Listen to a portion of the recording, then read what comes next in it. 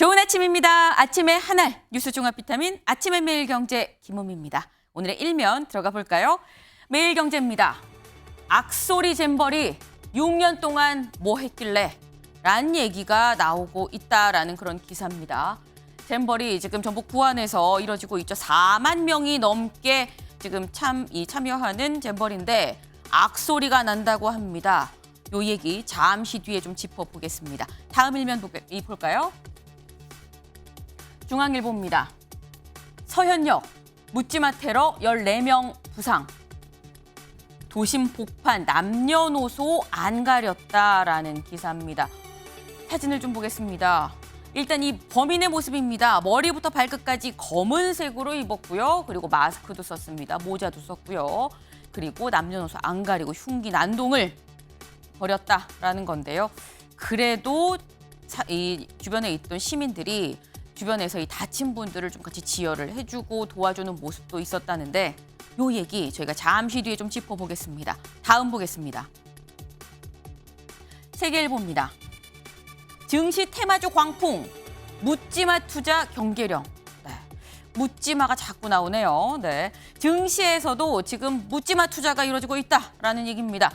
이 증시 테마주 광풍, 2차 전지에 이어서 이번엔 이 상온에서의 초전도체가 지금 발명이 됐다라는 얘기에 초전도체가 또 묻지마 투자 바람이 불고 있다라는 건데 사업과 무관하게 연일 폭등이 지속되고 있어서 선거 때 마치 정치 테마주를 보는 것 같다라는 얘기가 나옵니다. 전문가들 투자를 주의해야 된다라고 경고를 하는데요. 앞에 묻지마가 붙으면 묻지도 따지지도 말고 경계하는 게 답인 것 같습니다. 다음 보겠습니다.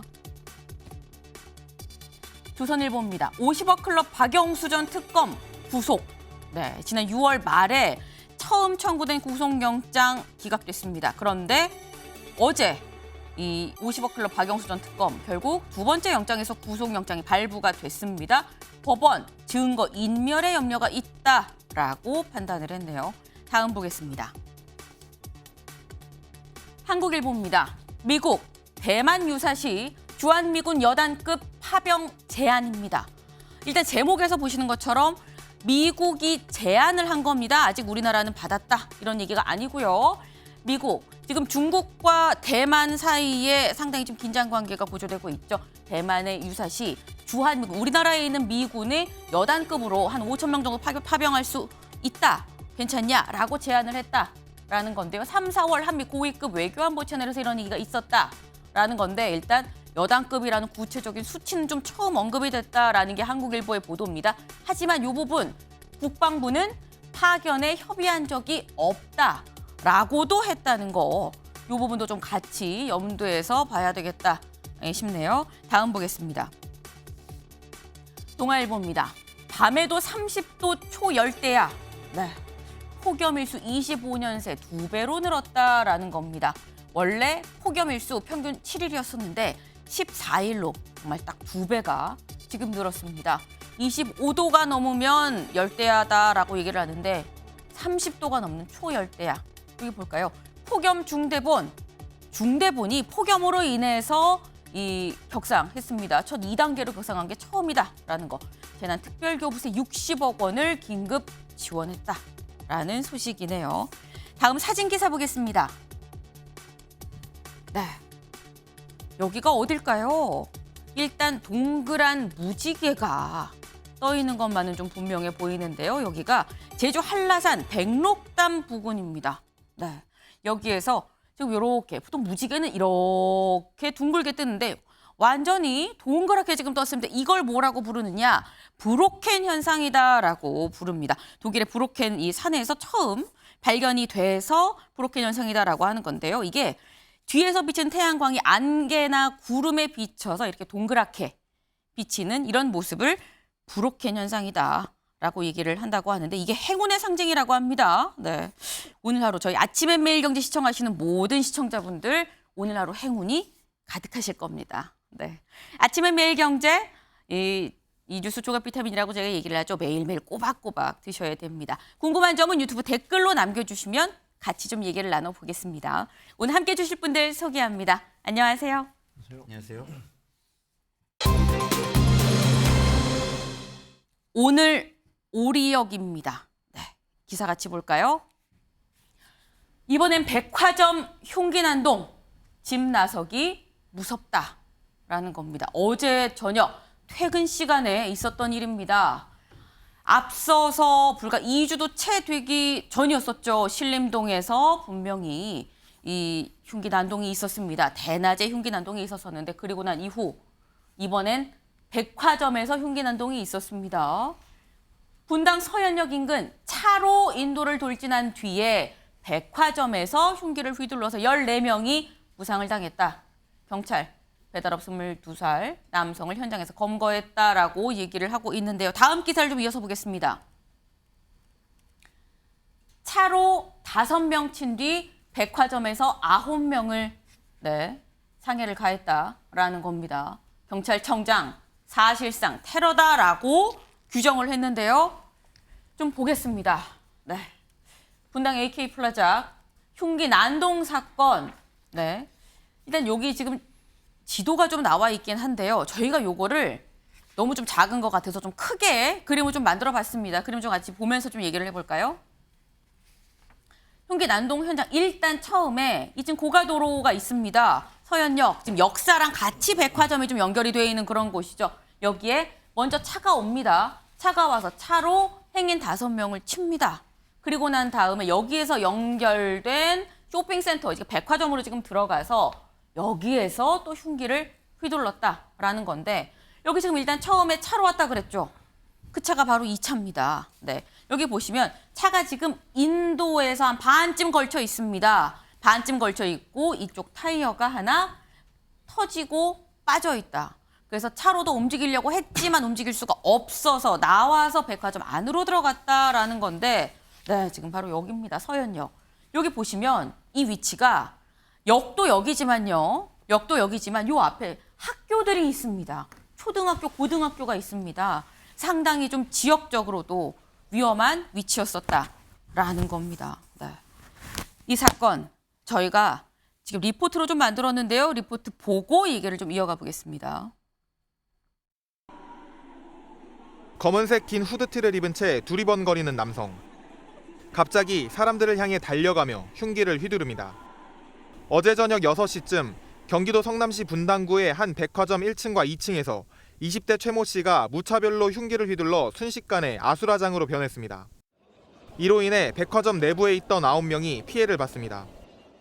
여성분은 의식이 없으셨고 그 뒤에 이제 발자국 같은 것도 있었고 이제 도망치면서 커피 같은 것도 흘린 것도 봤었고 피 발자국도 봤었고요.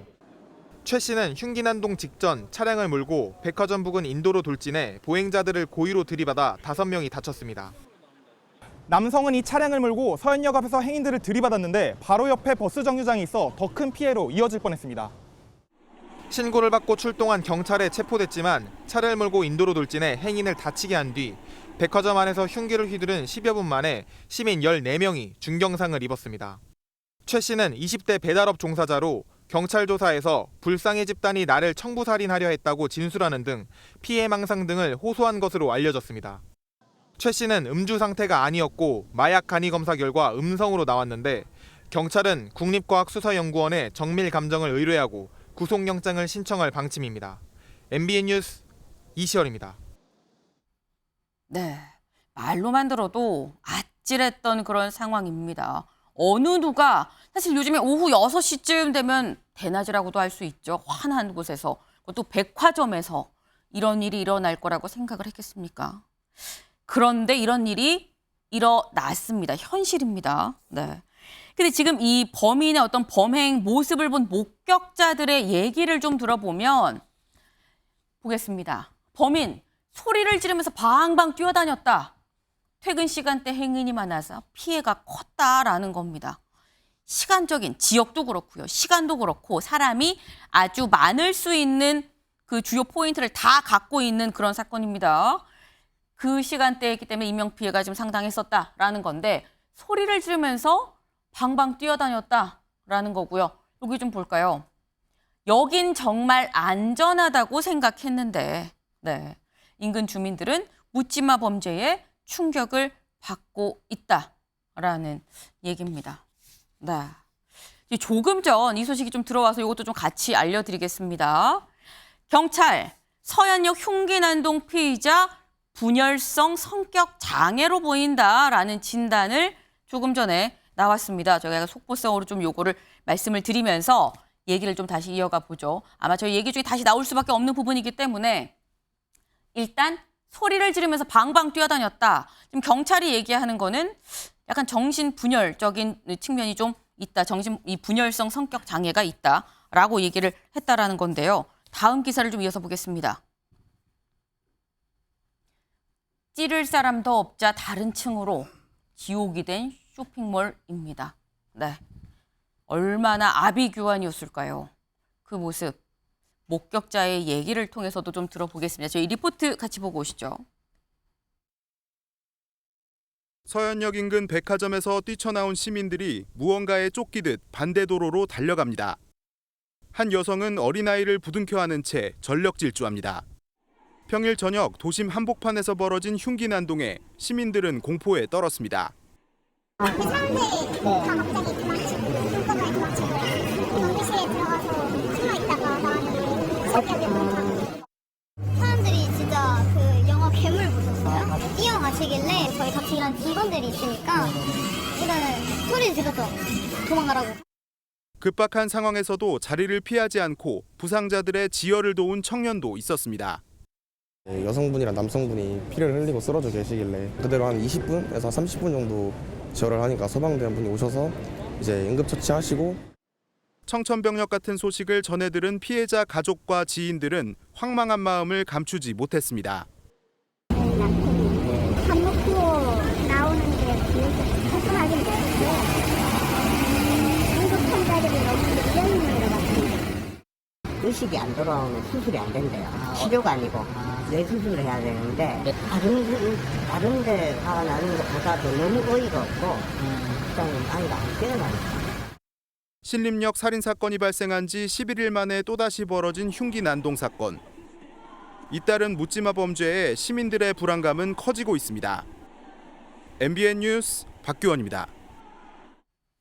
네, 잇단 묻지마 범죄에 시민들의 불안은 커져만 간다라는 얘기가 더욱 생생하게 들리는 오늘입니다. 다음 기사를 좀 이어서 보겠습니다. 대체 이 범인 누구냐?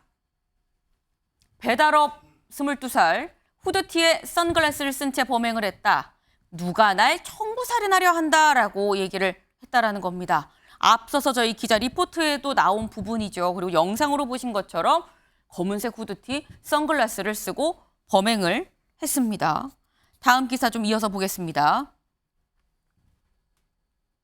범인 누군가 나를 청부살인하려 해. 피해 망상 증상. 아까 조금 전 저희가 속보성으로 좀 전해드린 얘기. 이 분열성 성격 장애다라는 진단이 지금 일단 나왔습니다. 네. 근데 지금 일단 이용혁 교수님. 네.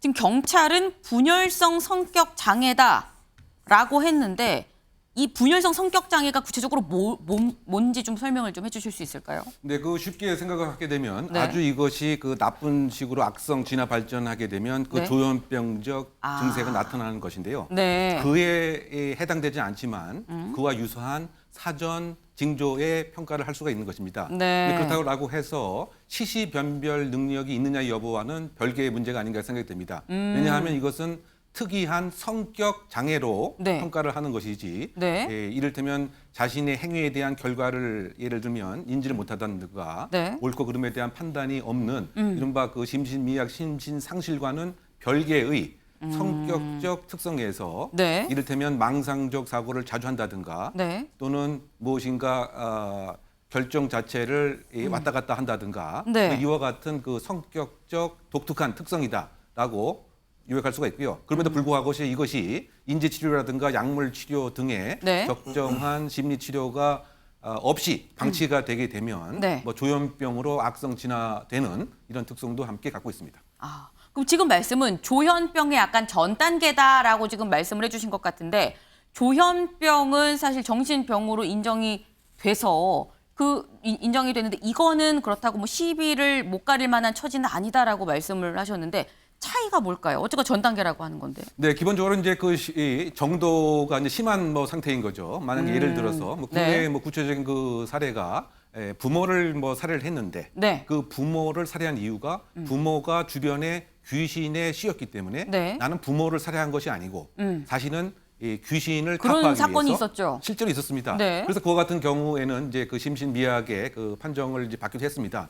따라서 이제 이와 같은 경우는 예를 들면 이제 그 정신과적 감정 증인의 네. 조언 네. 그리고 이제 그 판사의 그 사건 전후의 종합적인 그 맥락을 네. 취합해서 결정할 이와 같은 상황인데 그럼에도 불구하고 어쨌든 중요한 것은 네. 이 사실 지금 이 범인의 진술 자체가 신빙성이 있다라고 한다면 네. 우리가 지금 이른바 그 무차별 범죄의 한 3가지 유형이 있는데 신림역에서 발생한 사건은 이른바 현실 불만형 네. 무차별 범죄라고 한다면 만약에 지금 이번 그 서현역 사건의 범인의 진술이 그대로 사실이라고 만약 한다면 네. 이것은 이제 정신질환에 의한 무차별 범죄다. 이건 이제 뭐 간혹가다 발생하는 경우가 3번째 유형인데 네. 뭐 마약이라든가 약물을 복용한 상태에서 공격 행위를 하는 뭐 이렇게 그 정리가 될 수 있지 않는가 생각이 되는데 네. 그럼에도 불구하고 이번 사건의 특이점은 분명히 있습니다. 네. 뭐 2가지를 일단 꼽고 싶은데요. 네. 그 첫째는 이른바 유럽 등에서 종종 발생하는 차량 돌진형 테러범의 모습이 역력하다. 네. 지금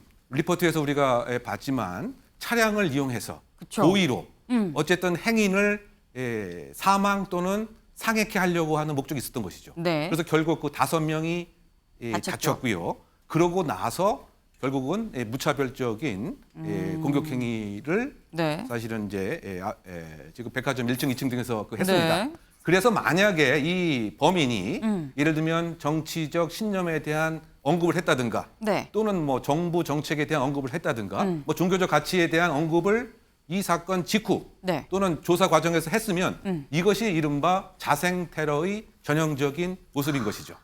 그리고 또 다른 특징은 네. 이 표적하는 시간과 장소가 이른바 연성 표적, 즉 소프트 타겟을 표적으로 한 것입니다. 네. 즉 일상생활을 하는 공간. 일반인들. 네. 그리고 조금 잠깐 설명하셨지만 그 서현역 그 주변이 먹자골목도 있고 아파트도 있고 네. 주위에 공원도 있고 학교도 또 학교도 있고요. 있는데 또 많은 학원이 있습니다.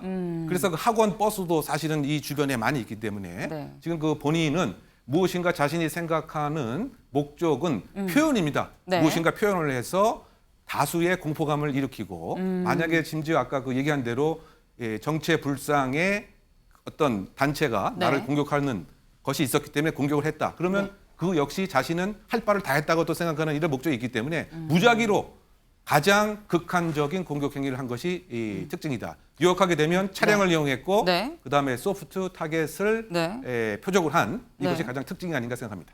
그 지금 말씀 중에 좀 나온 사실 이게 신림동 사건이 있고 난 다음에 2주도가 채 되지 않은 상황에서 또 묻지마 범죄가 일어났기 때문에 더 충격이 큽니다. 근데 신림동 사건이랑 차이가 있다면 신림동 사건은 30대 남성이 좀 주요 타깃이었는데 이번에는 남녀노소를 안 가렸다라는 건데 교수님 남녀노소를 안 가렸다는 게 지금 말씀처럼 어떤 성격적인 결함 장애 때문이라고 한다면 근데 이 사람을 보니까 배달업에 종사를 했어요. 어쨌거나 자기가 생계를 하고 일상적인 일을 하고 그랬다고 한다면 이게 정도가 심하지 않은 건 아닌가라는 생각도 들긴 하거든요. 어쨌든 그 신림동 사건과 네. 지금 그 서현역 사건의 그 공통점은 본인이 그 생각하는 일정한 그 목적이 분명히 있다는 것이죠. 이제 바꿔 얘기하면 그 신림역 사건은 무엇인가 그 사회적인 불만, 무엇인가 하려고 하는데 되지 않는 불쾌 감정이 네. 이것을 해소하기 위한 방식으로서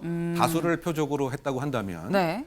이번 그 사건은 아까 만약에 그 진술이 신빙성이 있다라고 한다면 네. 그 역시 무엇인가 본인이 공격 행위를 해서 본인이 그 이루고자 하는 목적을 달성한 뭐 이런 네. 측면이 공통점이 있는 것인데요. 좀 더 시계를 확장하게 되면 네. 수년 사이에 이른바 이와 같은 이른바 그 분노적인 표출을 통한 자신의 사회적 스트레인, 사회적 불쾌 감정을 해소하려고 하는 것이 네. 가장 공통적인 그 모습이었던 것이 아닌가. 아. 그런데 그것에 그 비해서 우리 형사사법기관이라든가 정부에 대한 대응은 과거에만 머물러 있었고 이 구식적인 패러다임이 있었기 때문에 네. 이런 일이 현재 반복 발생하는 것이 아닌가 진단합니다. 네. 근데 그렇다고 한다면 조상우 변호사님. 네. 지금 말씀이 조현병은 정신병이지만 이거는 그 전 단계라서 아닐 수도 있다는데 그럼 정신병이 아니라고 한다면 감형도 안 받는다는 거고 정신병이 인정이 되면은 이게 뭐 감형받을 수 있는 거잖아요. 정신병이라고 뭐 이렇게 딱 규정지어서 나누는 건 아니고요. 네. 규범적으로 봤을 때 이분이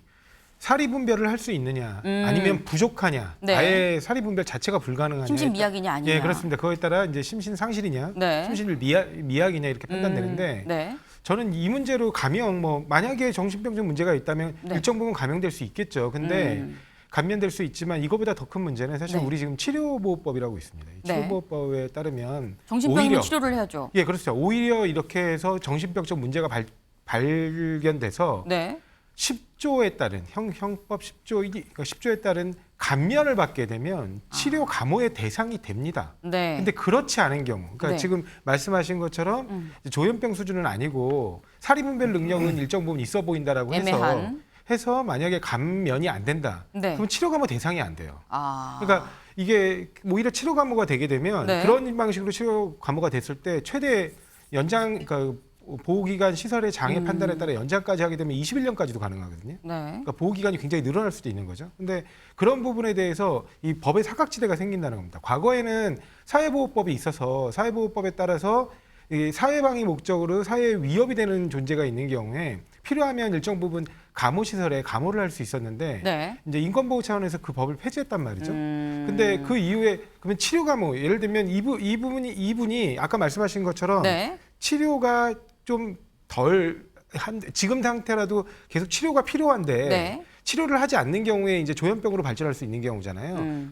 그럼에도 불구하고 이런 분에 대해서 감금 치료가 불가능한 현행법은 굉장히 문제가 있다고 보는 거죠.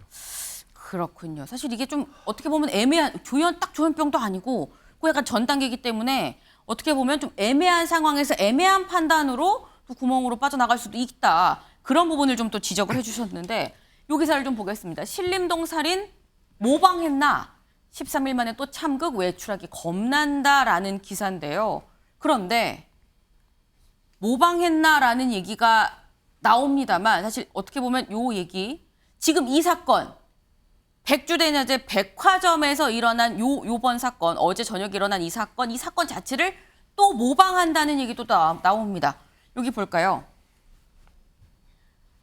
요 문제의 글 여기 경찰은 이번 범행 장소와 인접한 오리역에서도 흉기난동을 벌이겠다는 글이 텔레그램 채팅방에 올라왔다는 신고를 접수하고 수사에 나섰다. 문제의 글은 4일 오후, 오늘 오후입니다.